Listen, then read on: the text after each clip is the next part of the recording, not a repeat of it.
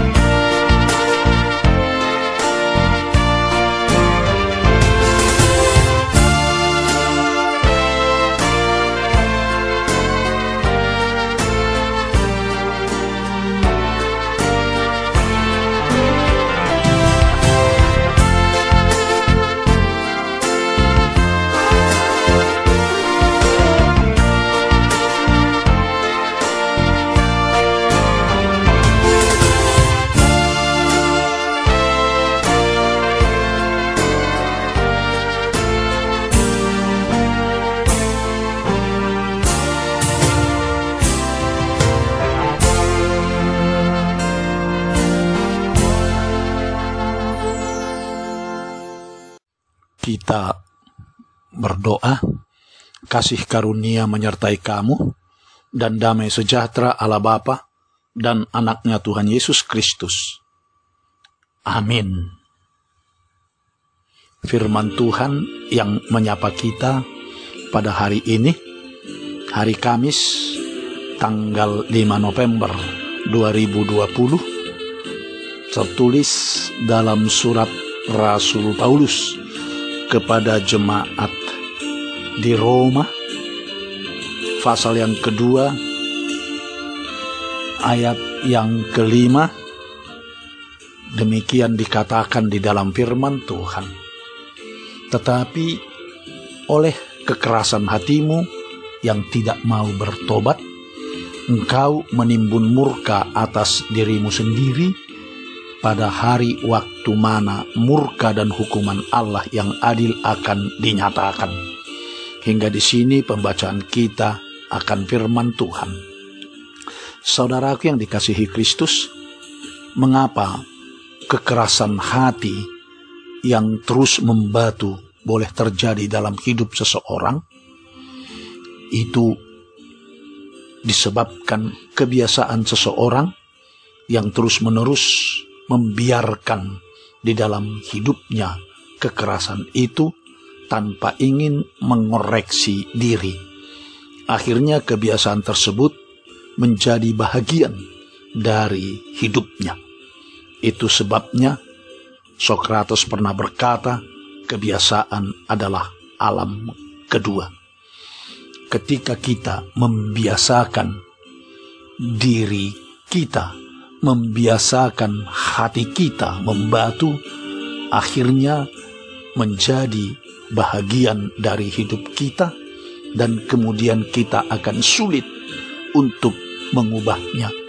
Bahkan kita tidak mau lagi mengubahnya. Demikianlah yang terjadi dalam kehidupan sebahagian warga jemaat di kota Roma yang mengeraskan hati mereka, lalu dengan seenaknya menghakimi saudaranya seiman yang justru adalah warga jemaat mereka juga di tengah-tengah jemaat mereka. Oleh sebab itu, Rasul Paulus berkata kepada mereka, "Karena itu, hai manusia, siapapun juga engkau yang menghakimi orang lain, engkau sendiri tidak bebas dari salah. Sebab dalam menghakimi orang lain, engkau menghakimi dirimu sendiri, karena engkau yang menghakimi orang lain melakukan hal-hal yang sama. Tetapi kita tahu bahwa hukuman Allah berlangsung secara jujur atas mereka yang berbuat demikian." Yaitu ayat yang pertama dan kedua. Walaupun telah diingatkan oleh Rasul Paulus agar mereka jangan menghakimi saudaranya, namun mereka tetap tidak mengindahkannya, bahkan mengeraskan hati mereka, sehingga Rasul Paulus berkata, "Tetapi oleh kekerasan hatimu yang tidak mau bertobat, engkau menimbun murka atas dirimu sendiri pada hari waktu mana murka dan hukuman Allah yang adil akan dinyatakan." Oleh sebab itu, saudaraku yang dikasihi Kristus, kita diingatkan oleh firman Tuhan hari ini agar kita jangan membiasakan diri untuk mengeraskan hati kita dengan membiasakan diri kita menghakimi saudara kita, padahal kita sendiri tidak bebas dari kekurangan, tidak terlepas dari kesalahan, dan tidak luput dari dosa.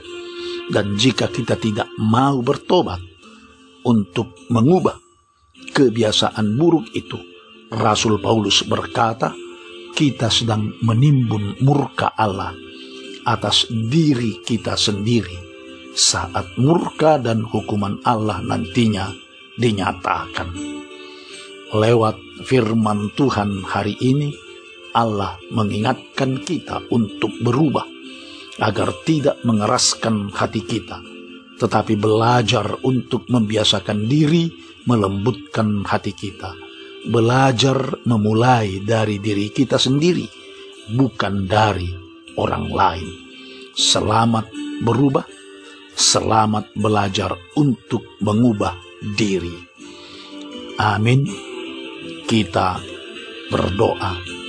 Tuhan Allah Bapa kami, Bapa yang baik, yang kami sembah dan kami sapa di dalam Kristus Yesus, Tuhan kami.